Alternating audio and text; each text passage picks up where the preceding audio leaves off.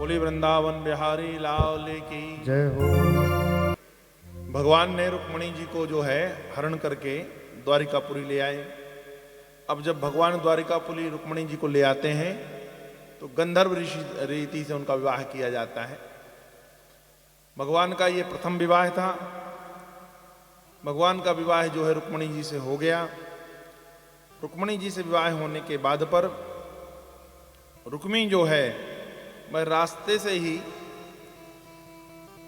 भीष्मक की नगरी में न जाकर अलग चला जाता है। महाराज उसने एक सुंदर नगरी बसाई जिसका नाम भोजकट है। भोजकट नगर बसाया और भोजकट नगर में वह रहने लगा।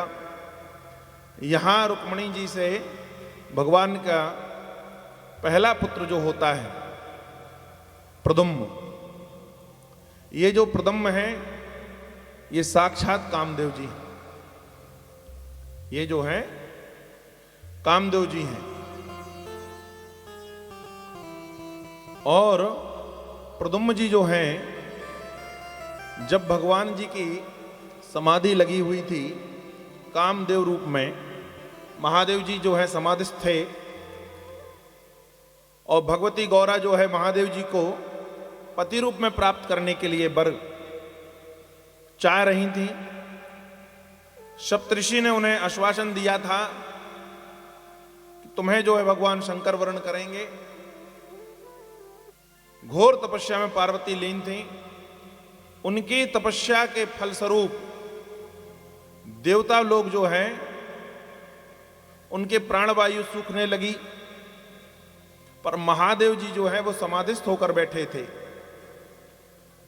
ब्रह्मा आदि ने विचार किया कि महादेव की यदि समाधि नहीं खुलेगी तो विवाह कैसे होगा, और विवाह नहीं होगा तो हमें राक्षसों से मुक्ति कैसे मिलेगी।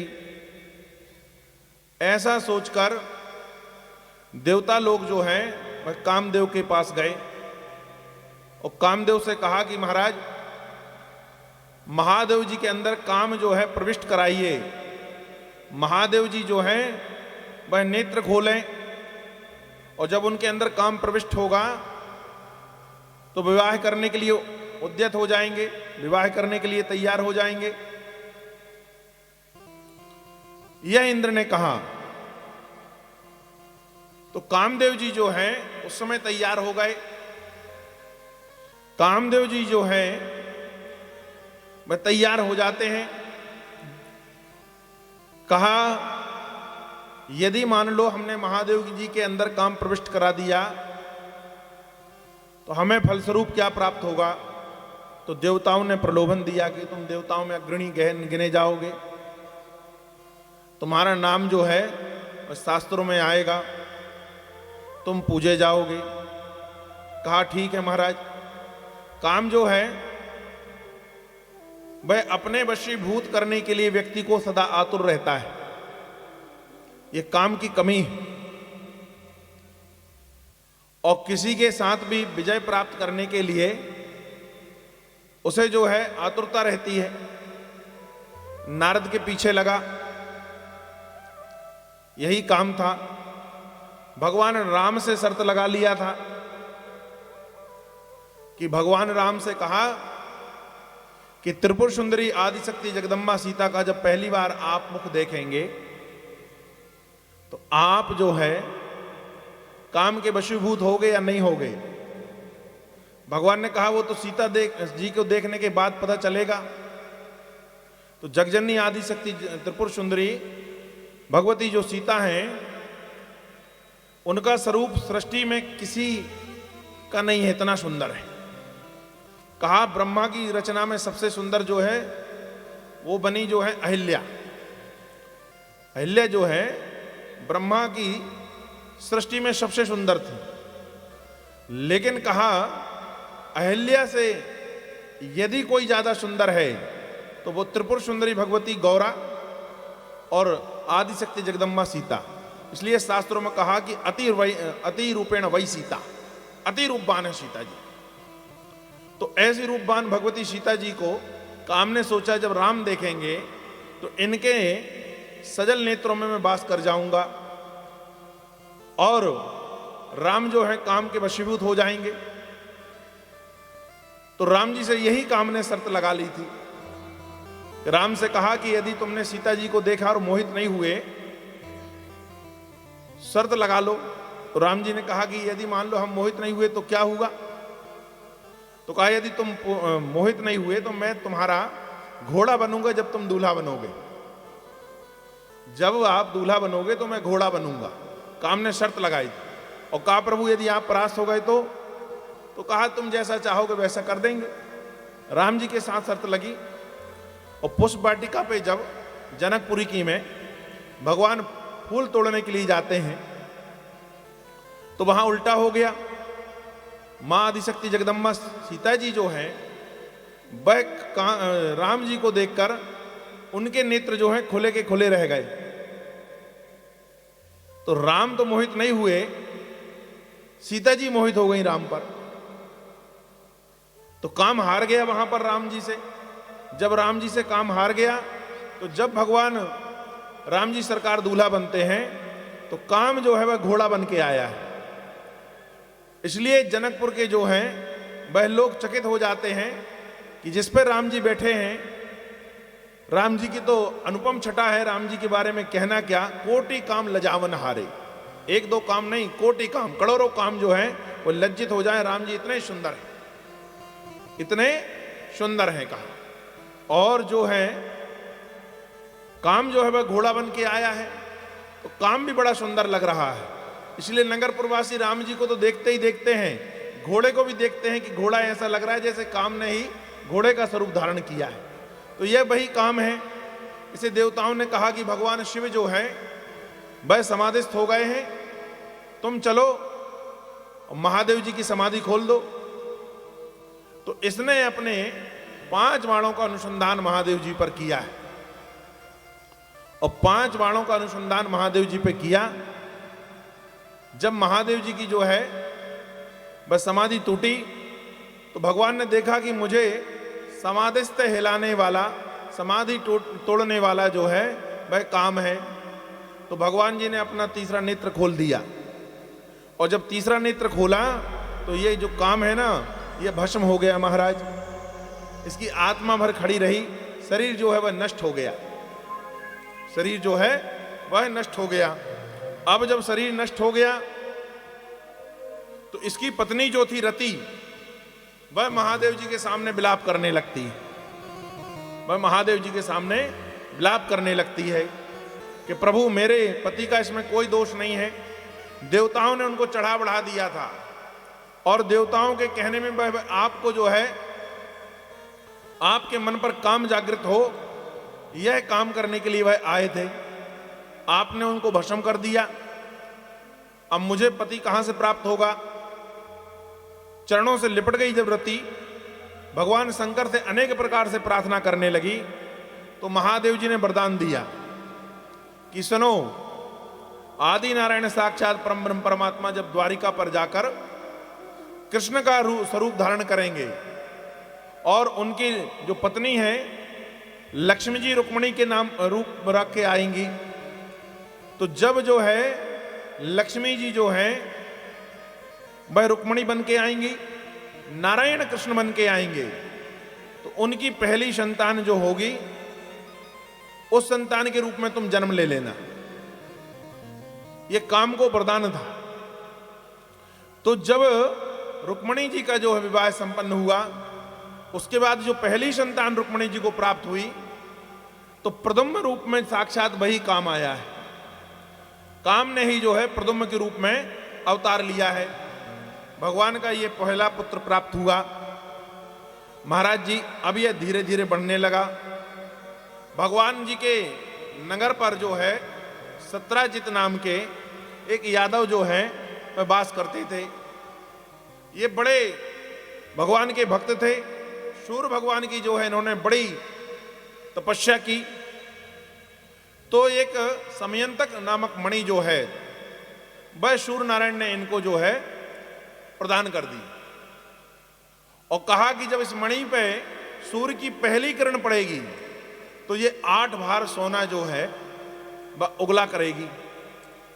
तो ये जो मणि थी सामयन तक, ये 8 भार सोना जो है वह उगला करती थी। तो ये धनी हो गए, द्वारिका पर ही वास करें, और द्वारिका पे ही जो है सत्राजित रहते थे। ये धनी होते गए धीरे धीरे मणि के प्रभाव से। एक दिन भगवान जी को पता चला कि इनके पास मणि है। भगवान श्री कृष्ण ने सोचा कि किसी प्रकार से इनका अनहित ना हो, तो अनहित ना हो यह सोचकर भगवान ने उनसे वह मणि मांगी कि सत्राजित यह मणि मुझे प्रदान कर दो। सत्राजित ने कहा कि इसमें तपस्या की है महाराज मैंने, और घोर तपस्या करने के बाद सूर्य ने यह मुझे मणि दी है, ये मैं आपको प्रदान नहीं कर सकता। सत्राजित ने कृष्ण जी को मना कर दिया मणि देने से। अच्छा, उस मणि का माला बना के सोने को साथ पर पहनता, सुबह उसका पूजन करके मणि को सामने रख दे, जैसे ही सूर्य की पहली किरण उस मणि में पड़े तो 8 भार सोना वह मणि जो है उगल देती थी। कहा ठीक है। भगवान ने बात कह के भूल गए। अब जब भगवान बात कह के भूल गए तो ये जो मणि है, एक दिन जो है सत्राजित का छोटा भाई था प्रसेन, तो प्रसेन ने गले में पहनी और अखेट करने के लिए वन पर जाता है, शिकार करने के लिए वन पे जाता है। मणियों का जो माला है जिसमें साम्यंतक मणि लगी थी जो 8 भार सोना देती थी, उसका माला जो है प्रसेन पहन लेता है, सुंदर घोड़े पे बैठता है और वह जो है वन पे जाता है। अब जब वन पे जाता है अखेट करने के लिए तो बहुत दूर चला जाता है। संध्या का समय हो रहा था, हल्का हल्का अंधेला हो गया, देखने में कुछ समझ में आ नहीं रहा है। वहां से ये लौट के आ रहा था, एक सिंह ने जो है इसके ऊपर वार किया और इसकी गर्दन से सिंह लिपट गया। जब सिंह लिपट गया तो इसके प्राण पखेरु उड़ गए महाराज, इसके प्राण पखेरु उड़ गए और इसका शरीर वहीं पर विदीर्ण हो गया। साथ में वह मणि जो है वह सिंह के पास चली जाती है। सिंह जो है उस मणि की चमक से जो है चकाचौंधित हो रहा था। उतने में वहां से जो है जामवंत जी आते हैं। ये जामवंत जो हैं ये त्रेता युग के थे, ये त्रेता युग के थे। यही जामवंत जी जो हैं त्रेता युग पर, जब रावण जो है समाप्त हो गया, रामादल भगवान का जो है अयोध्या लौटने लगा, तो ये मुख नीचे करके बैठे थे। ये सामान्य योद्धा नहीं थे जामवंत जी। जामवंत जी ने जब भगवान ने 52 अवतार लेकर बलि को ठगा था, और बलि के ठगने के बाद भगवान ने जब अपना विराट रूप बनाया, जो 3 पग पृथ्वी नापी थी, उतने समय में जो है क्षण भर में 7 परिक्रमा उस विराट स्वरूप की इस जामवंत जी ने कर ली थी। और जामवंत जी जो है जब त्रेता में रावण के साथ भगवान का संग्राम जो है समाप्त हुआ, तो नीचे मुख करके बैठे थे। तो राम जी ने जामवंत से पूछा कि जामवंत जी क्या बात है, आप मुख नीचे करके क्या सोच रहे हो? कहा प्रभु, बड़े बड़े योद्धाएं रावण के तरफ से आए और आपने सबको मारा, पर मेरी आत्मा भी भरी नहीं है। मुझे मेरे मन का जैसा युद्ध करने के लिए कोई मिला नहीं। बोले क्यों? कहा मैं मल्ल युद्ध में पारंगत हूं, मैं सिर्फ लड़ाई में मल्ल युद्ध जानता हूं, कुश्ती जानता हूं, और मुझे कुश्ती लड़नी थी।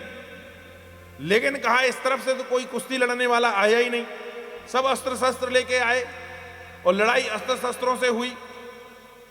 और कहा विकट का युद्ध हुआ, पर मेरा मन नहीं भरा। तो भगवान मुस्कुरा दिए राम जी।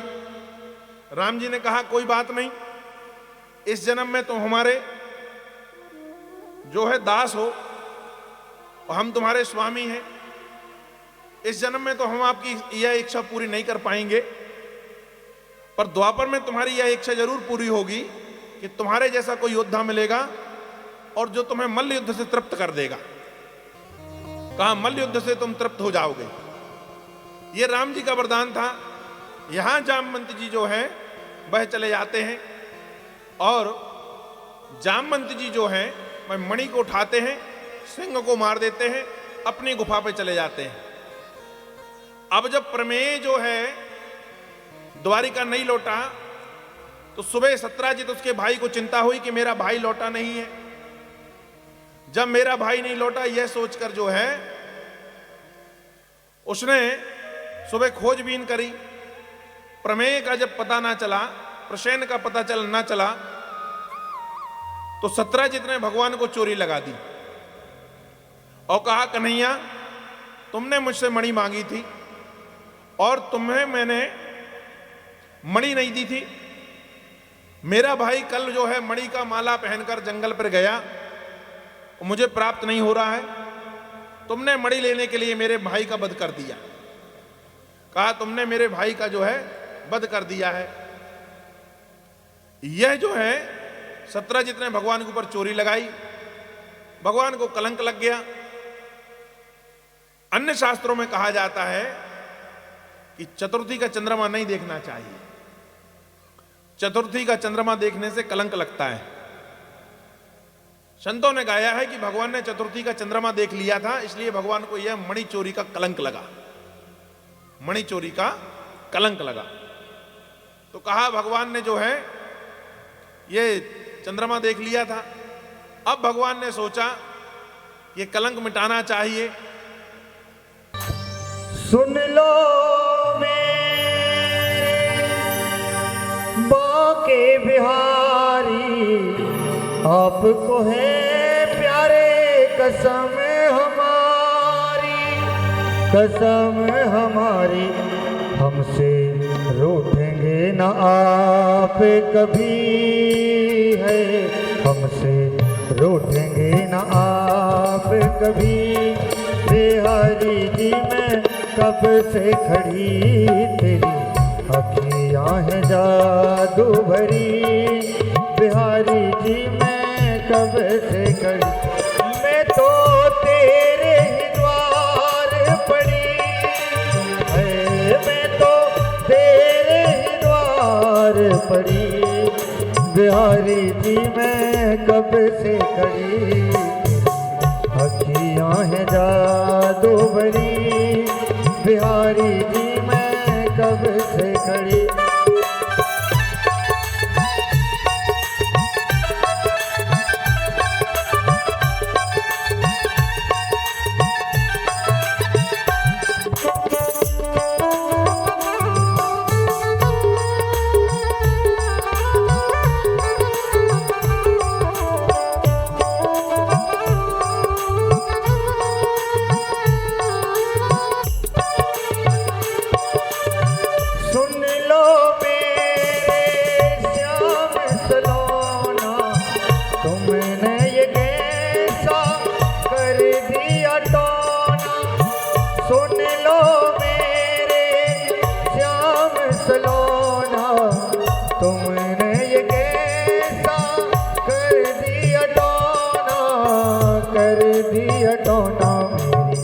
अखियाँ तुम्हीं से लड़ी, बिहारी जी मैं कब से खड़ी, अखियाँ है जादू भरी, बिहारी जी मैं कब से खड़ी। बोली वृंदावन बिहारी लाल की जय हो। भगवान ने देखा कि चलो सत्राजित की साम्यांतक मणि तो प्राप्त हो गई, तो मणि लेने के लिए जैसे ही आगे बढ़े, जामवंती जो है वह पिताजी पिताजी कहते हुए अंदर चली जाती गुफा की, और वहां से जो है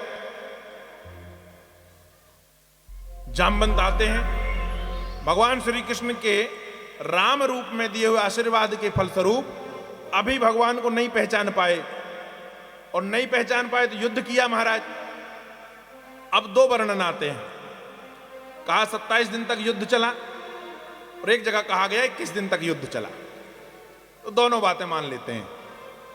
लगातार भगवान से, पूर्ण ब्रह्म परमात्मा से। अब ये बताइए जामवंत जी कितना बली हुए कि भगवान जी से मल्ल युद्ध कर रहे हैं, कुश्ती लड़ रहे हैं, ना रात में छोड़ रहे हैं ना दिन में छोड़ रहे हैं।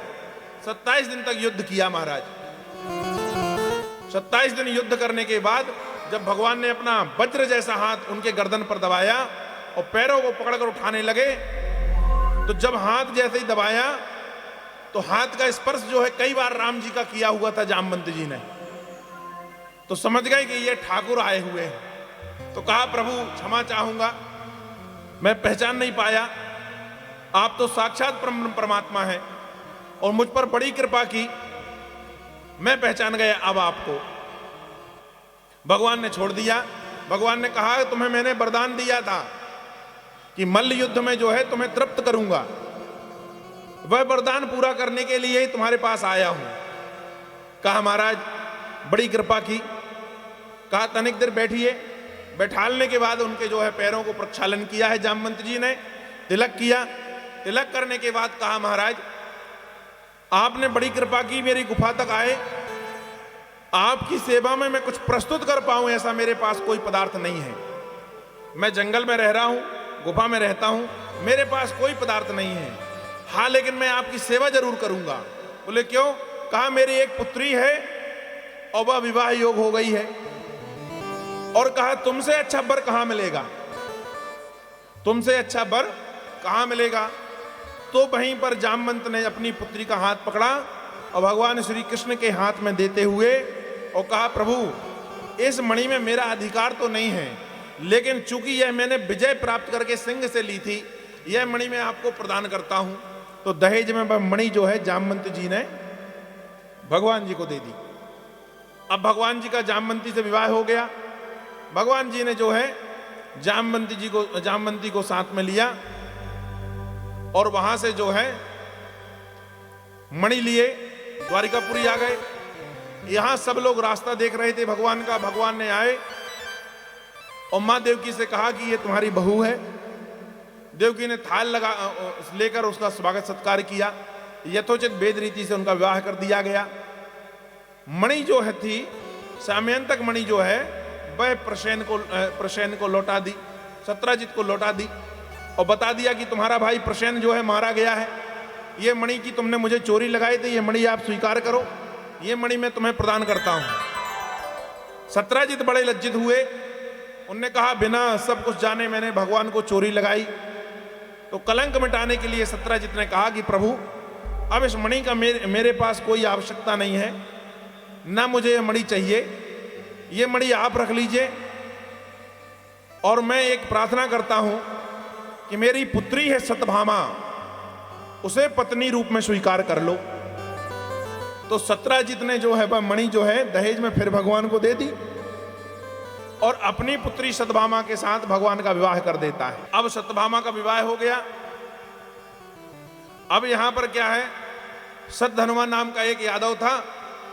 अक्रूर जी ने और कृतवर्मा ने जो भगवान के सेनापति थे, उन दोनों ने उसको थोड़ा सा उलझा दिया। महाराज इसने भगवान को चोरी लगाई थी, भले भगवान का ससुर बन गया है, इसे मार दो। बोले ठीक है ना। तो जो है धनुआ जो है वह मारने के लिए उद्यत होता है। सत्राजित तो बच जाते हैं, सद्धनुमा मारा जाता है। अक्रूर जी सोचते हैं और कृतवर्मा ने सोचा कहीं हमारी पोल ना खुल जाए, तो द्वारिका जो है छोड़कर भाग जाते हैं। फिर भगवान ने उन्हें बुलाया, कहा दोबारा ऐसा अपराध मत करना। दोनों ने भगवान के सामने आकर माफी मांगी और फिर दोनों जो है रहने लगे।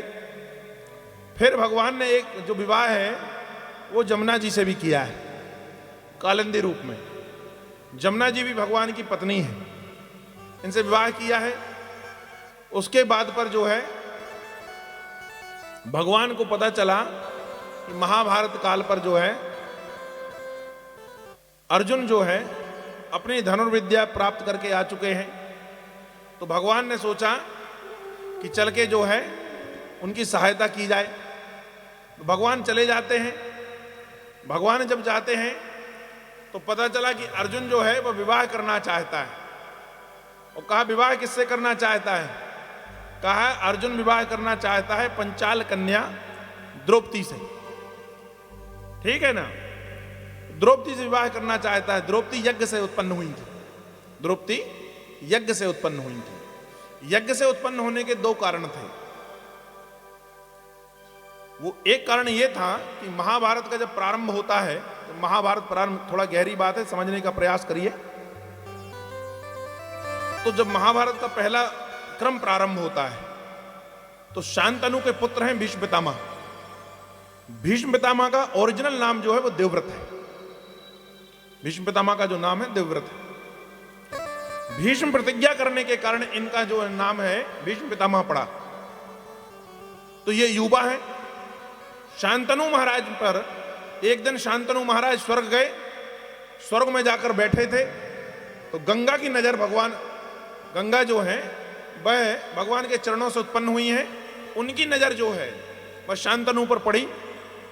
तो मन पर ऐसा विचार आया कि मेरा विवाह शांतनु के साथ होना चाहिए। गंगा के मन में विचार आया। तो जब शांतनु के साथ मेरा विवाह होना चाहिए, शांतनु वहां से आ गए। शांतनु वहां से आए। शांतनु जब यहां पर आए तो एक दिन गंगा को उन्होंने घूमते हुए देखा। तो पूछा कि युवती आप कहां की हो, यहां कहां घूम रही हो। गंगा ने अपना परिचय नहीं दिया। गंगा ने सिर्फ ये कहा कि यदि आप मुझे देखकर विवाह करना चाहते हो तो विवाह कर लो। कहा ठीक है। दूसरी शर्त गंगा ने यह रखी, शांतनु मैं तुम्हारे साथ विवाह तो कर रही हूं राजन, पर मेरे किसी कृत्य से जिस दिन तुम असंतुष्ट हो गए उस दिन मैं आपका परित्याग कर दूंगी। कहा उस दिन मैं जो है आपका परित्याग कर दूंगी। कहा अच्छा। कहा मैं किसी भी प्रकार से कोई काम करूं उस काम पे तुम रोका टोकी नहीं करना। गंगा ने कहा शांतनु से। शांतनु कहा कोई बात नहीं। शांतनु ने कहा कोई बात नहीं। सतयुग में एक घटना घटती है। सतयुग में घटना यह घटी थी कि एक दिन जो वशिष्ठ ऋषि थे, वशिष्ठ ऋषि जो हैं अयोध्या आए हुए थे और अष्ट वसु जो हैं, 8 प्रकार के वसु जो होते हैं, वह वशिष्ठ ऋषि के आश्रम पहुंच जाते हैं और वहां कामधेनु जो है बंदी देखकर उस कामधेनु को खोलकर स्वर्ग ले जाने की तैयारी करते हैं। इतने में वशिष्ठ जी लौटकर पहुंच जाते हैं और देखा कि ये अष्टवसु हमारी गाय को चुरा कर ले जा रहे हैं। तो वशिष्ठ ने मन में सोचकर कहा कि तुम लोग देवता हो और मनुष्य जैसी जो है घटना कर रहे हो, मैं श्राप देता हूं कि जाओ तुम मनुष्य योनि पे आओगे। तो 8 में से जो 7 वसु थे वे आगे थे।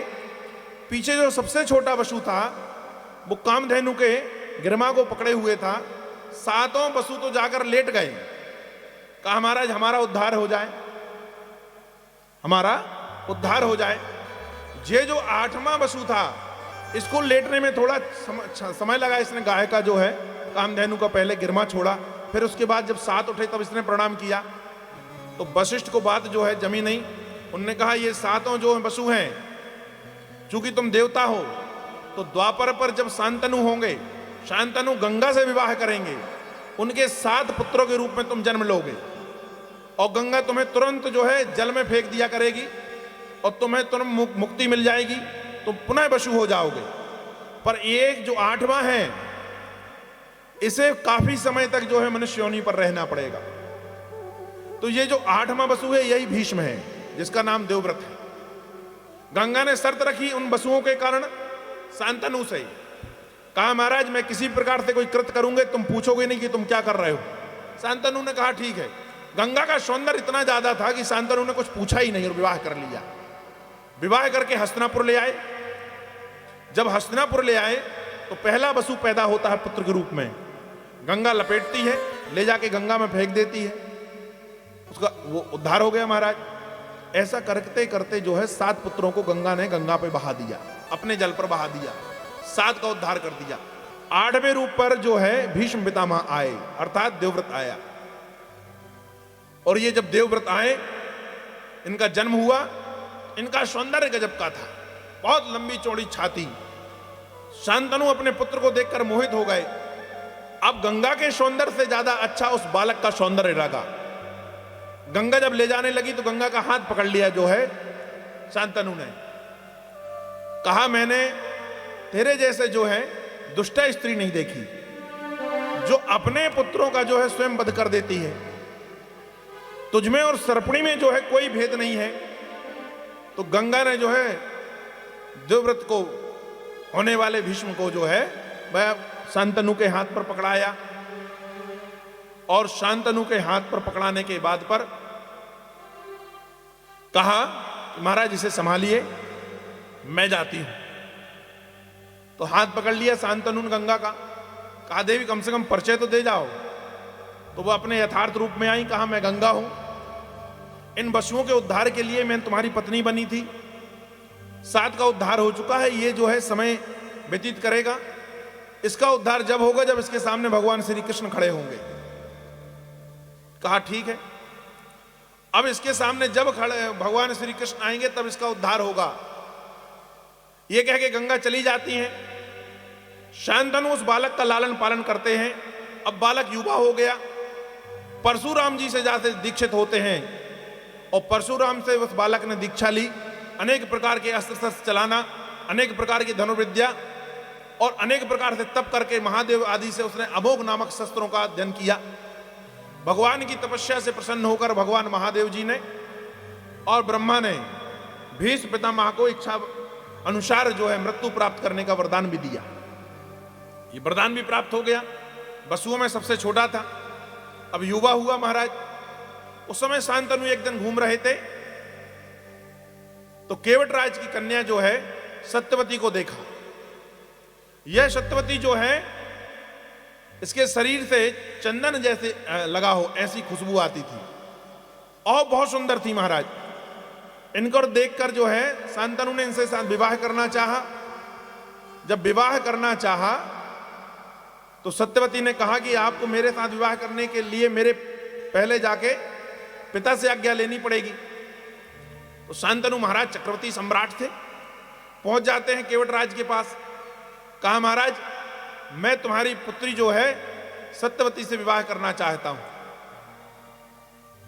कहा महाराज मैं विवाह तो अभी कर दूं, तुम्हारे जैसा वर कहां मिलेगा जो हो चक्रवर्ती सम्राट हो। लेकिन कहा महाराज मेरे साथ एक शंका है। बोले क्यों? कहा मैं केवट, तुम जो हो छत्री, मेरी कन्या भी केवट, और जब केवट कन्या रहेगी तो उससे होने वाली संतान भी उतनी वीर नहीं होगी जितने तुम्हारा पहला पुत्र है, अर्थात देवव्रत है, भीष्म है। तो कहा जो है वह बलिष्ठ होगा और मेरे जो है नाती नतरे जो होंगे ना उनको दास दासियों जैसा रहना पड़ेगा आपके भवन पर, क्योंकि आप राज्य तो अपने पहले पुत्र को ही देंगे। शांतनु उनका बात तो तुम्हारी बराबर है, मैं राज्य तो जो है देवव्रत को ही दूंगा। तो कहा जब महाराज आप देवव्रत को राज देंगे तो मैं जानते हुए अपनी बेटी का घर जो रिश्ता जो ऐसे व्यक्ति से क्यों करूं कि जहां उसके बच्चों को दास दासियों जैसा रहना पड़े। शांतनु लौट जाते हैं। अब शांतनु जो है उदास रहने लगे। एक दिन जो है देवव्रत ने देखा कि पिताजी बहुत उदास रहते हैं, तो पूछा महाराज कि आप उदास क्यों रहते हैं पिताजी? कहा कोई बात नहीं। जो है शांतनु टाल देते हैं, लेकिन जो है उनका मंत्री वह बता देता है कि आपके पिता जो है केवट राज की कन्या से विवाह करना चाहते हैं और उसने शर्त रखी है कि उससे ही उत्पन्न होने वाली जो संतान है, ठीक है, जो उससे उत्पन्न होने वाली संतान है वही जो है राज करेंगी, उनको ही राजपद प्राप्त होना चाहिए, तब वह आपके पिता के साथ पर अपनी कन्या का विवाह करेंगे।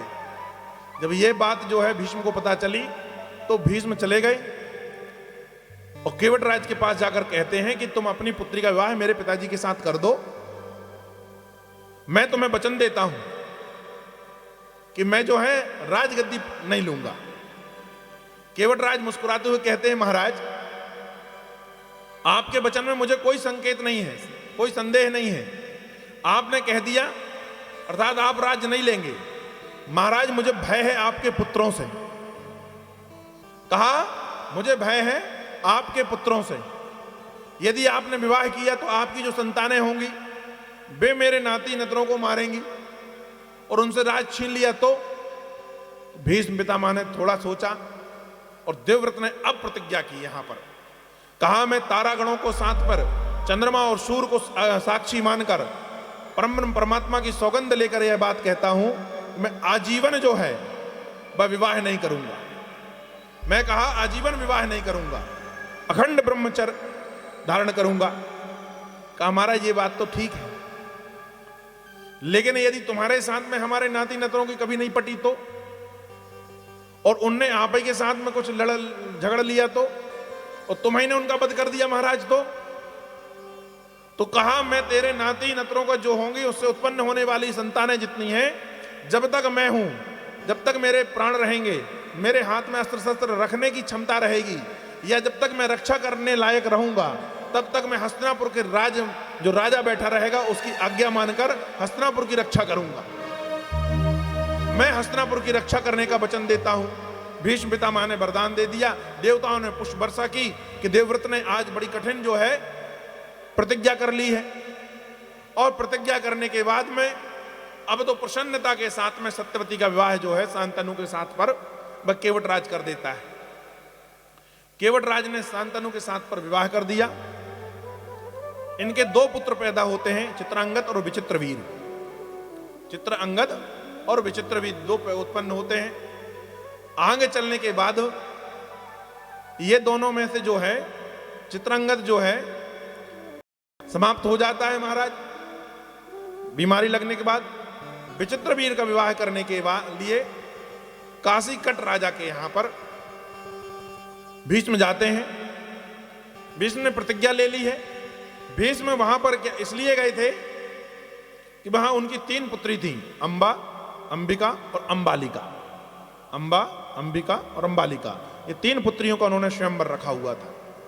स्वयंवर में शामिल होने की भीष्म की कोई इच्छा नहीं थी। भीष्म स्वयंवर देखने भर गए थे, पर वहां पर बहुत राजा महाराजा लोग बैठे थे। उन्होंने कहा यार इसने तो जो है प्रतिज्ञा कर ली है, ये क्यों आया है? कहा स्वयंवर देखने आया हूं। कहा भी इसके हाथों में ताकत नहीं रह गई, शायद ब्रह्मचर्य लेने के बाद ये साधु बन गया है, इसलिए सिर्फ स्वयंवर देख सकता है। तो भीष्म ने कहा कि इन तीनों कन्याओं को यहां से जीत कर ले जाकर अपने जो छोटा भाई है उसके साथ विवाह करूंगा, उसके साथ पर विवाह करूंगा। तो कहा कि उसके साथ विवाह दूंगा, यह मन पर सोचा, और जितने क्षत्रिय आए थे सबको परास्त करके बलपूर्वक तीनों कन्याओं को, अंबा को, अंबिका को और अंबालिका को अपने रथ पर भीष्म बिठा लेते हैं और वहां से काशीकट से जो है सीधे हस्तिनापुर के लिए चल देते हैं। सारे राजाओं को जो है परास्त कर दिया। भीष्म के सामने कोई टिकता ही नहीं था महाराज, ये महाबली थे। जब आए तो जैसे ही नगर पर आए तो अंबा को उतारा, अंबिका को उतारा, अंबालिका को उतारा, तीनों को उतार के खड़ा किया। तो अंबा ने हाथ जोड़कर प्रार्थना की कि महाराज मैं छत्राणी हूं, और छत्राणी जो है उनका क्षत्रिय धर्म यह रहता है कि वह एक बार जिसे पति मान लें, विवाह उसी से करेंगे या अपने प्राणों को त्याग देंगे। मैं जो है काशी नरेश जो है, उत्तर काशी नरेश के जो लड़के हैं उनके साथ पर विवाह करना चाहती हूं। वह मुझे जो है पसंद है और मैंने उनको मन ही मन जो है पति मान लिया है।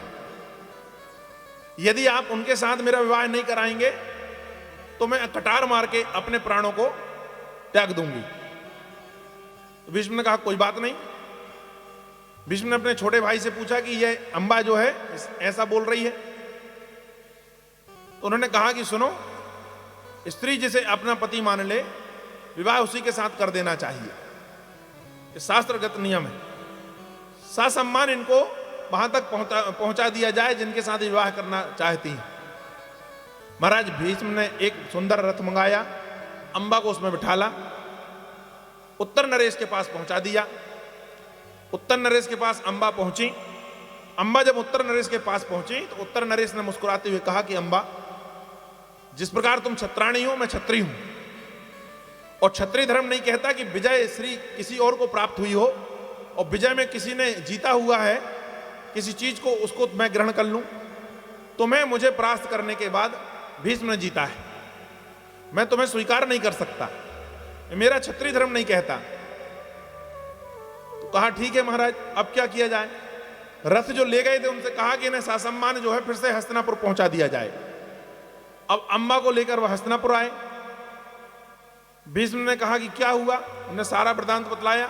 भीष्म ने अपने छोटे भाई से कहा इसके साथ विवाह कर लो। उन्होंने कहा नहीं, अंबिका के साथ मैंने विवाह कर लिया है और अंबालिका के साथ विवाह कर लिया है, अंबा के साथ विवाह नहीं कर सकता, क्योंकि मैं जान रहा हूं कि ये पति के रूप में किसी और को प्रेम करती है, तो मैं कैसे विवाह कर लूं। अम्मा ने भीष्म से कहा तुमने मुझे जीत कर लाए हैं, यथोचित अब मेरा भरण पोषण का दायित्व तुम्हारे ऊपर है, तुम मुझसे विवाह करो। भीष्म ने कहा मैंने तो प्रतिज्ञा कर ली है कि मैं पूरे जीवन जो हूं वह विवाह ही नहीं करूंगा, ब्रह्मचर्य का व्रत ले लिया है। तो अंबा रुष्ट हो गई और वहां से चल देती हैं, सीधे पहुंचती हैं परशुराम जी के पास। परशुराम जी जो है वह प्रातः ब्राह्मणों को जो है या आगंतुओं को सुबह सुबह जो है दान दिया करते थे। जो चीज जो मांगे उसको परशुराम जी देते थे। परशुराम जी जो है भीष्म पितामह के गुरु भी हैं, ये अंबा जानती थी। तो परशुराम जी के पास पहुंची और परशुराम जी के पास पहुंचने के बाद अंबा ने कहा कि महाराज मुझे भी भिक्षा में कुछ प्राप्त हो। परशुराम जी ने कहा क्या चाहिए भिक्षा में? कहा महाराज दोगे? कहा बिल्कुल दूंगा। कहा युद्ध चाहिए महाराज। परशुराम जी ने कहा किसके साथ? कहा तुम्हारे प्रिय शिष्य भीष्म के साथ। तुम्हारा जो पितामह भीष्म है ना, भीष्म जो आपका प्रिय शिष्य, उसके साथ आपको युद्ध करना पड़ेगा। परशुराम जी क्योंकि बोल चुके हैं तो कहा चल युद्ध करते हैं। तो परशुराम जी ने भीष्म पितामह को ललकारा और परशुराम जी ने पहले समझाया कि अंबा के साथ विवाह कर लो। कहा महाराज मैंने जो है संपूर्ण जीवन ब्रह्मचर्य से काटने का जो है प्रण लिया है, मैं विवाह नहीं करूंगा। तो कहा मुझसे युद्ध करना पड़ेगा। कहा महाराज मैं आपके साथ युद्ध करने के लिए तैयार हूं। परशुराम जी के साथ भीष्म पितामह युद्ध करते हैं। युद्ध करते करते जब बहुत दिन हो गए, अब परशुराम जी को क्रोध आया, उन्होंने दिव्य अस्त्रों का प्रयोग करना चाहा तो ब्रह्मा जी प्रकट हो जाते हैं। कहा परशुराम दिव्य अस्त्र जो है वह शिष्य के ऊपर जो है नहीं चलाए जाते। तो कहा महाराज ये परास्त स्वीकार कर ले।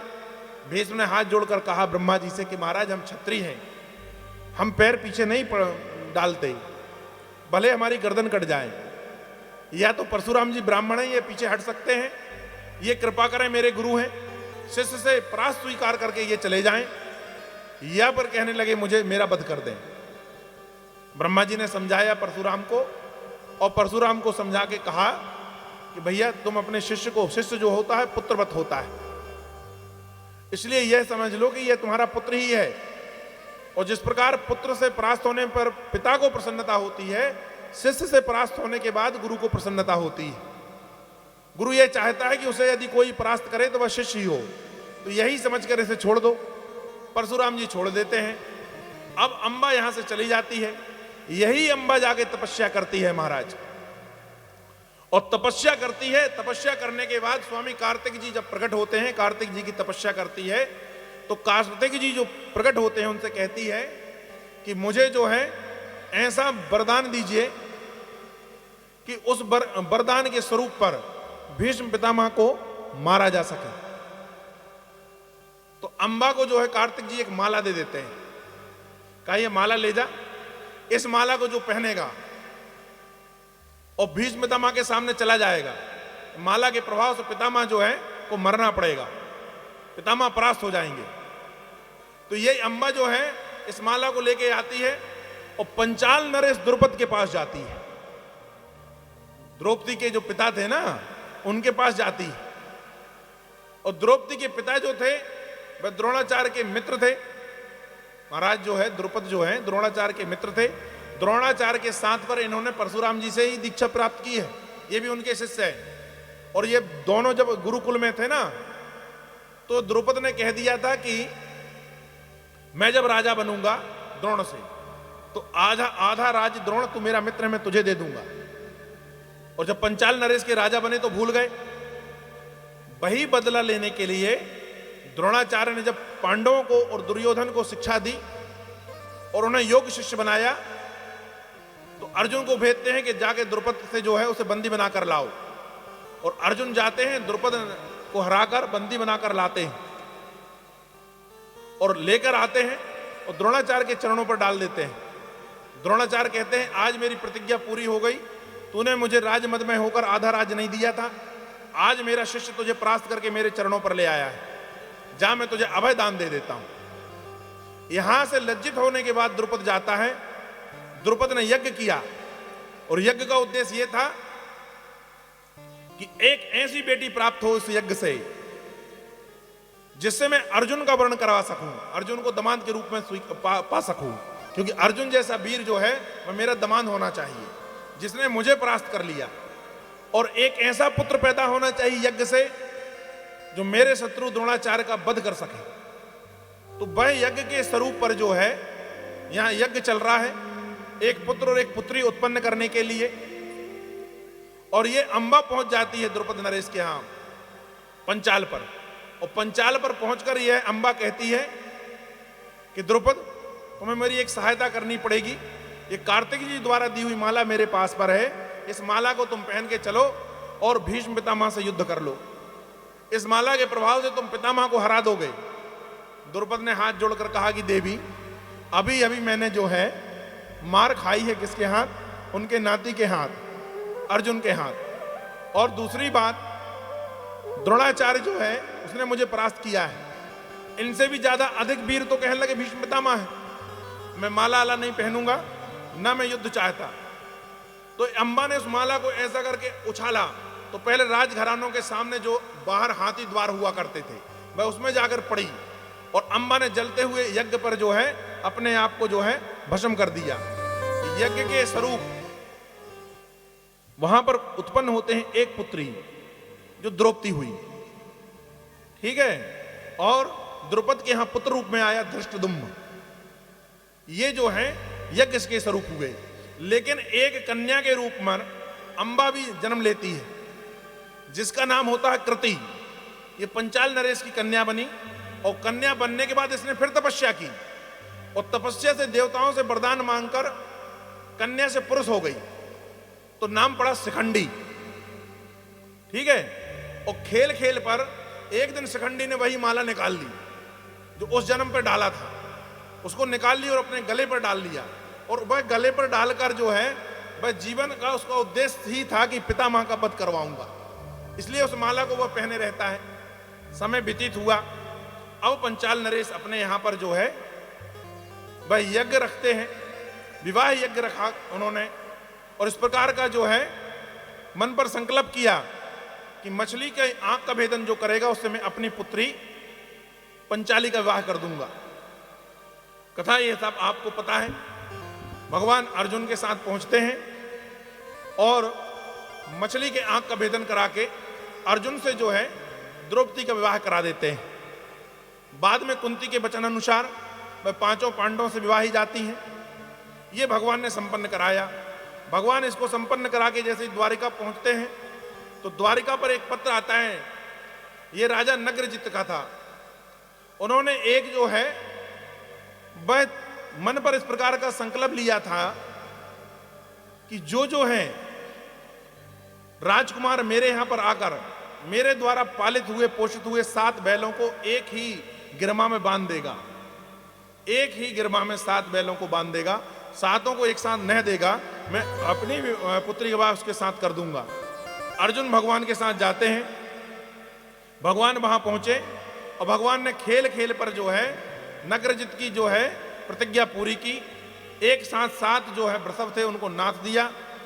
उसके बाद पर नग्रजित ने अपनी कन्या सत्या का विवाह भी भगवान के साथ कर दिया। भगवान का यह विवाह भी संपन्न हुआ। उसके बाद कृति जो है उनकी बुआ थी, तो उनकी एक कन्या थी भद्रा, उसका विवाह भी भगवान के साथ होता है। भगवान ने फिर मद्र देश के राजा की कन्या जो थी, मद्र देश के राजा गुरु भक्ति में बड़े लीन थे। इनकी गुरु भक्ति बहुत प्रसन्ननीय है और गुरु भक्ति के साथ पर ये महादेव जी का नित्य पूजन किया करते थे। महादेव जी को अलग अलग से जो है चीजें वस्तुएं चढ़ाया करते थे, समझ गए। और आजकल के लोग क्या हैं, जो सबसे खराब वस्तु होगी वह चढ़ाएगा। एक सुंदर सी कथा आती है कि एक बार क्या हुआ, एक पंडित जी कहीं पूजन कराने गए, तो पूजन करा रहे थे तो एक अम्मा उनके पास रोज आकर बोले कि महाराज हमारे यहाँ नाती नहीं है, तो हमें कुछ ऐसा बता दीजिए जिससे हमारे यहाँ नाती प्राप्त हो जाए। तो पंडित जी ने कहा कि केला चढ़ाया करो महादेव जी को। कहा ठीक है महाराज। तो कहा केला चढ़ाया करो महादेव जी को, केला चढ़ाने से पुत्र उत्पन्न होता है। तो अम्मा रोज जो है वह केला चढ़ाए। अब केला चढ़ाते चढ़ाते 2 साल हो गए महाराज। भगवान की कृपा हुई, नाती भी पैदा हुआ। जब नाती अम्मा की गोद पर आया तो बिल्कुल पिलपिला सा महाराज। जब नाती को देखा कि बिल्कुल पिलपिला सा है, हाथ ऐसा मोड़ो तो मुड़ जाता है, पैर मोड़ो तो मोड़ो, तो उसको नाती को रखा घर पर और अम्मा पहुंची महाराज जी के पास। और कहा महाराज जी आपने कहा था केला चढ़ाया करो महाराज महादेव को तो नाती होगा, तो नाती तो हुआ महाराज पर पिलपिला सा हुआ। तो पंडित जी ने कहा केला कैसे चढ़ाया था? केला तुमने पिलपिला चढ़ाया था तो नाती जो है वह पिलपिला हुआ। केला अच्छा चढ़ाया होता तो नाती बढ़िया होता। तो परमात्मा को जो है अच्छी चीजें भेंट किया करो जैसे स्वयं के लिए चाहते हो, पर होता उल्टा है। ठीक है ना? आजकल तो भगवान को अगरबत्ती भी व्यक्ति वैसा लगाता है जिससे सिर्फ धुआं भर निकलता है, खुशबू नहीं रहती। ठीक है ना? और पूजन जब करते हैं तो कहते हैं कि तन भी तेरा मन भी तेरा, लेकिन जो है धन जब खर्च आने की बारी होती है ना तो परमात्मा से कहते हैं कि भगवान तुमने ही सब कुछ दिया है, फूल बिलपत्री से काम चला लो। ऐसे ही होता है कि नहीं होता? ठीक है ना? तो ये जो थे मद्र देश के राजा, ये बड़े शिव भक्त थे। इनके यहां पर जो है भगवान का विवाह संपन्न होता है। लक्ष्मणा इनकी जो है वो जो कन्या थी भगवान कृष्ण को ये प्रदान कर देते हैं। ऐसा कृष्ण का ये विवाह भी संपन्न हो जाता है। उसके बाद पर जो है बिंदुसार जो है, बिंदु नामक राजा उज्जैन के थे। भगवान उज्जैन घूमने जाते हैं, वह प्रसन्न हो जाते हैं भगवान कृष्ण को देखकर। भगवान कृष्ण से जो है अनुग्रह करते हैं और मित्रविंद्रा उनकी पुत्री थी, उसका विवाह भी भगवान के साथ पर कर देते हैं। ठीक है? इस प्रकार भगवान के विवाह संपन्न होते जाते हैं। ये 8 विवाह प्रमुख होते हैं भगवान के। अब उसके बाद पर एक दिन नारद जी आकर बतलाते हैं कि पृथ्वी का एक पुत्र है जिसका नाम भौमासुर है। उसने 16,100 कन्याओं को 16,100 कन्याओं को एकत्रित करके रखा है। ये पूरे विश्व की अलग अलग राजाओं की कन्या है और इनको जो है जेल पर बंद रखा हुआ है। और जब 16,108 हो जाएंगी, मात्र 8 कन्याओं की उसे जरूरत है, तो उनकी जो है बलि देगा। भगवान नारद की बात सुनकर जो है गरुड़ पर सवार होकर भौमासुर के पास जाते हैं और भौमासुर से युद्ध करते हैं। युद्ध करने के बाद उसका वध करते हैं। वध करने के बाद बंधनों से जो है कारावास से उन्हें 16,100 कन्याओं को मुक्त कर देते हैं। जब 16,100 कन्याओं को मुक्त करते हैं और उनसे कहते हैं आप स्वतंत्र हैं, आप अपने अपने नगर को चले जाएं, मैं आपके जाने की यथोचित व्यवस्था कर देती हूं। तो बस सब कन्याएं कहती हैं महाराज भौमासुर ने हमारा अपहरण करके ले आया था, हमें समाज स्वीकार नहीं करेगा। हम यदि अपने नगर को चले भी गए तो माता पिता तो सोचेंगे कन्या है, पर नाना प्रकार की बातें समाज कहेगा।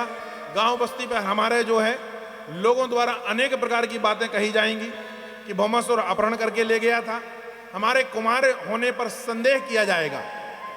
तो भगवान ने कहा क्या करना चाहिए?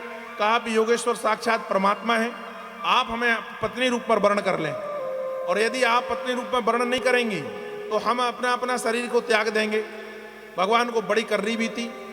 भगवान ने 16,100 कन्याओं के साथ विवाह कर लिया और भौमासुर से जो हरी गई थी उन कन्याओं को जो है लेकर आ गए। अब उनको जब लेकर आ गए, इन कन्याओं ने बड़ी स्तुति करते हुए कहा था भगवान से कि इतनी कृपा सावरे बनाए रखना, इतनी कृपा सावरे बनाए रखना, इतनी कृपा सावरे बनाए रखना, और मरते दम तक सेवा में लगाए रखना, मरते दम तक सेवा में लगाए रखना।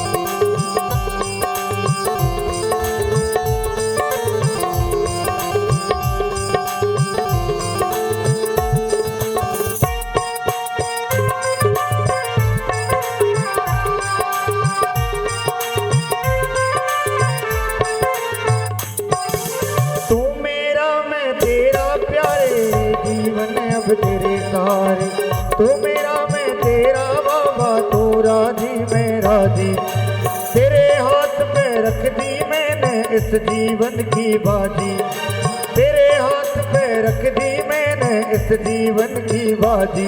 अब लाज तुम्हारे हाथ है, बचाए रखना। लाज तुम्हारे हाथ है, बचाए रखना। मरते दम तक सेवा में लगाए रखना। हाँ, मरते दम तक सेवा में लगाए रखना।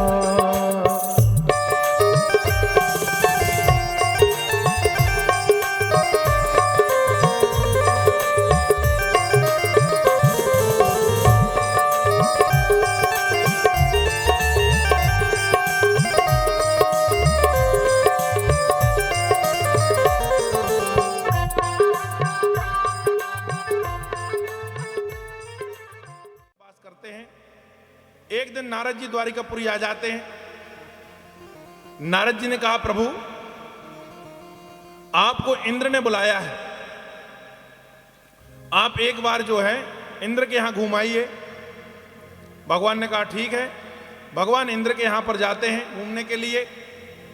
जब जाने के लिए उद्यत हुए, जाने के लिए तैयार हुए, तो रुक्मणी जी जो है वह कहने लगती हैं कि मैं भी साथ में चलूंगी। तो भगवान गरुड़ पर बैठालकर रुक्मणी जी के साथ पर इंद्र के यहां जाते हैं। तो जो इंद्र की मां थी, उन्होंने भगवान को आया हुआ देखकर बड़ा भगवान का सुंदर स्वागत किया। जब भगवान आने लगे तो पारीक्षित का एक पुष्प जो है वह रुक्मणी जी को प्रदान कर देती। अब पारीक्षित के पुष्प की विशेषता क्या है? तो विशेषता यह है कि इसे जब तक आप लगाए रहोगे बालों पर, तो तुम्हें ब्यूटी पार्लर जाने की आवश्यकता नहीं पड़ेगी। कहा आपका सौंदर्य वैसे ही रहेगा, आपका 16 श्रृंगार जो बना रहेगा। वह पुष्प यदि लगा रहे पारीक्षित का, तो कहा आपका सौंदर्य बना रहेगा। तो ये पारिजात का पुष्प जो है वह इंद्र के यहां से प्राप्त हुआ। वह लेकर रुक्मणी जी वहां से आई। रुक्मणी जी आई थी और द्वारिका में प्रवेश करती। इससे पहले नारद जी द्वारिका आ गए, और जैसे ही नारद जी आए तो सबसे पहले सत्यभामा दिख गई। तो सत्यभामा के पास जाकर हंसते हुए कहा कि सुनो सत्यभामा, कहना तो नहीं चाहिए पर मैं कहता हूं, कृष्ण जो है ना 16,108 पटरानियों में सबसे ज्यादा प्रेम रुक्मणी से करते हैं। सत्यभामा ने कहा नहीं, ऐसा नहीं हो सकता नारद जी, कृष्ण सबको बराबर प्रेम करते हैं। अरे कहा तुम्हें झूठ लग रहा है। अभी जब रुक्मणी आएगी ना स्वर्ग से, तो देखना स्वर्ग रुक्मणी को क्यों ले गए थे। तो सत्यभामा ने कहा क्यों ले गए थे? कहा इसलिए ले गए थे कि वहां से पारिजात का पुष्प जो है वह प्रदान किया जा सके। और पारिजात का पुष्प जिसके सिर पर लगा रहेगा उसका यौवन कभी ढलता नहीं है, वह युवावस्था का ही बना रहता है। और तुम देखना रुक्मणी यहां पर पारिजात का पुष्प लगाकर आती होंगी। बस इतनी सी जो है बात कहकर वहां से नारद जी चले जाते हैं। थोड़ी देर के बाद गरुड़ पर जो है रुक्मणी जी और कान्हा आते हैं। सत्यभामा ने रुक्मणी को अच्छे से देखा। जब अच्छे से देखा, अच्छा जो है मात्र शक्ति जो है हम और आप मिलेंगे तो सामान्य रूप से मिलेंगे। थोड़ी देर के बाद आपसे पूछा जाए वो भैया फलाने मिले थे, उन्हें शर्ट कैसी पहने थे, पैंट कैसी पहने थे, तो आप लोग नहीं बता पाओगे। इन लोगों से पूछ लो कि अब भी थोड़ी देर पहले वो दीदी आपसे मिली थी, तो ये लेके बिंदी के कलर से लेके चुड़िए के कलर से पायल तक सब बता देंगी कि क्या क्या कैसा कैसा पहना था उनने। बता देते हो कि नहीं? तो इतना ध्यान देते हैं। तो अब तो और नारद जी बतला के गए हैं। जब नारद जी बतला के गए हैं तो सत्यभामा बिल्कुल दरवाजे पर खड़ी हुई है कि जैसे ही जिज्जी रुक्मणी आए मैं देखूं। जैसे ही रुक्मणी जी आई, चेहरे पर नजर गई, चोटी पे नजर गई, देखा कि कुछ अलग से पुष्प लगा हुआ है। कहा जिज्जी ये फूल काहे का है? रुक्मणी जी ने सीधे साधे भोरे स्वरूप में है, उन्हें क्या पता कि नारद जी पुड़िया छोड़ गए हैं। उनने कह दिया ये जो है पारिजात का पुष्प है। कहा इससे क्या होता है? कहा ये देवताओं ने मुझे प्रदान किया है, इसे लगाने से यौवन बना रहता है। कहा ठीक है। अब वह जो है इतना कहने के बाद पर सत्यभामा अपने कमरे पर चली जाती हैं। जब भगवान जी रात्रि पर उनके कमरे पर जाते हैं तो सत्यभामा जो है आज कृष्ण जी से बोलते ही नहीं। सत्यभामा को कन्हैया ने मनाया, कहा कि क्यों बोल नहीं रही, क्या बात है? कहा तुम सबसे ज्यादा प्रेम रुक्मिणी से करते हो, इसलिए स्वर्ग उन्हें ले गए और उनके लिए पुष्प दिलाया। भगवान ने कहा तुम क्या चाहती हो? कहा मैं ये चाहती हूं कि जिस चीज का वो पुष्प है वो पूरा वृक्ष मुझे चाहिए। उन्हें तो एक फूल भर मिला है, मुझे पूरा पेड़ चाहिए। भगवान ने इंद्र से कहा प्रातःकाल कि मुझे पारिजात का पुष्प जो है वृक्ष चाहिए रहेगा। हमारी रानी जो है सत्यभामा उस वृक्ष को चाहती हैं। इंद्र ने कहा महाराज वह स्वर्ग की संपत्ति है, मैं आपको ऐसा प्रदान नहीं कर पाऊंगा, आप गरुड़ पर आइए, मुझे पराजित करके वह जो है वृक्ष ले जा लीजिए। भगवान ने इंद्र के कहने पर गरुड़ पर सवार होकर जाते हैं। इंद्र को पराजित करने के बाद पर पारिजात का पुष्प द्वारिका पर लेके आते हैं। साथ ही वरदान दिया कि जब यदुवंशी नष्ट होंगे, जब मेरा गोलोक गमन होगा, तो पारिजात स्वतः जो है स्वर्ग में आ जाएगा। महाराज पारिजात स्वर्ग में आ जाएगा, यह वरदान दिया। अब यहां पर जो है संबरासुर का वध करने के बाद पर माया देवी से जो रति हैं उनसे जो है प्रद्युम्न का विवाह हो जाता है। इस कथा को छूते हुए निकलते हैं, उनसे प्रद्युम्न का विवाह हो जाता है। प्रद्युम्न से भगवान का एक नाती उत्पन्न होता है जिसका नाम है अनिरुद्ध। ये प्रद्युम्न के पुत्र थे। प्रद्युम्न के पुत्र जो है अनिरुद्ध थे और वहां पर जो है सोणित पुत्र नाम का एक नगरी है जहां पर बाणासुर रहता है। महाराज ये बाणासुर जो है बलि के पुत्र हैं और भगवान महादेव के जो हैं बड़े तपस्वी हैं, भगवान के बड़े भक्त हैं। बाणासुर जो है इतना वीर था जितना रावण, बाणासुर उतना ही वीर था जितना रावण था। इसलिए जब धनुष यज्ञ हुआ था तो धनुष यज्ञ में बाणासुर को और रावण को बहाने से भगा दिया गया था कि ये उठा सकते हैं धनुष को। ये बाणासुर ने जो है 1000 भुजाएं भगवान महादेव से प्राप्त की थी। भगवान महादेव से तपस्या में 1000 भुजाएं प्राप्त की थी। अब बाणासुर से कोई लड़ नहीं ना पाए, 1000 भुजाएं और बड़ा बलिष्ठ। तो जब हाथों में खुजली हो तो ये पर्वतों को जो है ऐसा मींज देता था, पर्वतों को मींज दे, और जब पर्वतों को मींज दे तो धूरा बना दे। महाराज बाणासुर से बहुत दिनों तक कोई लड़ने के लिए नहीं मिला, तो ये एक दिन भगवान महादेव जी के पास ही पहुंच गया। और भगवान महादेव जो हैं वह वरदान देने में किसी प्रकार की कोई कसर नहीं रखते। तो भगवान महादेव के पास पहुंचा, कहा प्रभु ये 1000 वरदान जो मैं आपने भुजा दी है, ये लगता है कि अब मेरे लिए जो है कष्टदायी हो रही है। कहा क्यों कष्टदायी हो रही है? कहा मुझे लड़ने के लिए कोई बली पुरुष मिल ही नहीं रहा जिनके ऊपर में 1000 भुजाओं का जो है मैं बल का प्रयोग कर सकूं। भगवान ने कहा तो क्या चाहता है? तो कहा मुझे लग रहा है कि आपके अलावा हम 2-2 हाथ कोई और से नहीं हो पाएंगे। भगवान शिव जो है क्रोधित हो गए कि तू जो है मेरा शिष्य है और मेरे वरदान को लेकर हमसे ही लड़ना चाहता है, तो दुष्टता कर रहा है, जा हम तुम्हें श्राप देते हैं।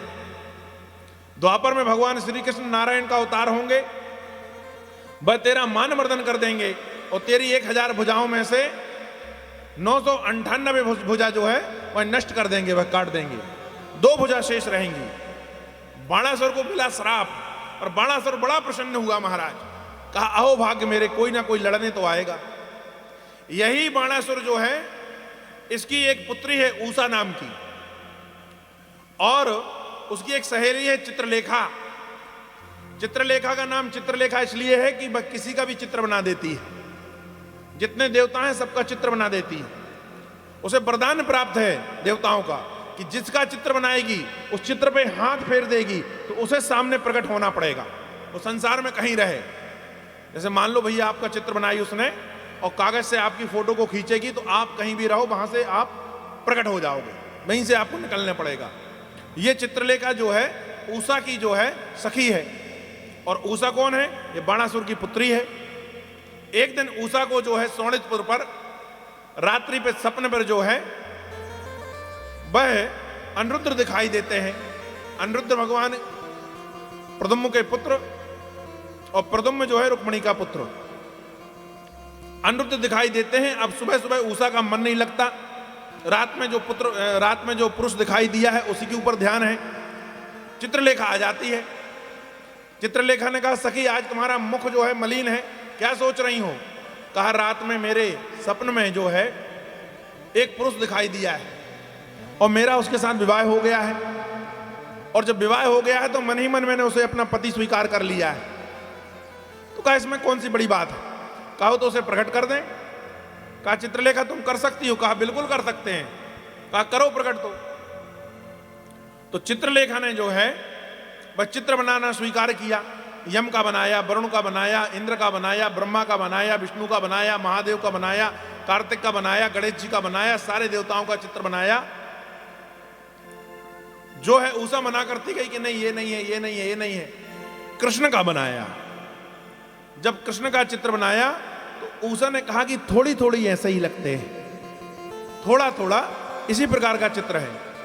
तो फिर उनके पुत्र जो है प्रद्युम्न का बनाया, तो कहा ऐसे ही है पर ये नहीं है, थोड़ी इनकी आयु ज्यादा है, इनसे थोड़े नए थे।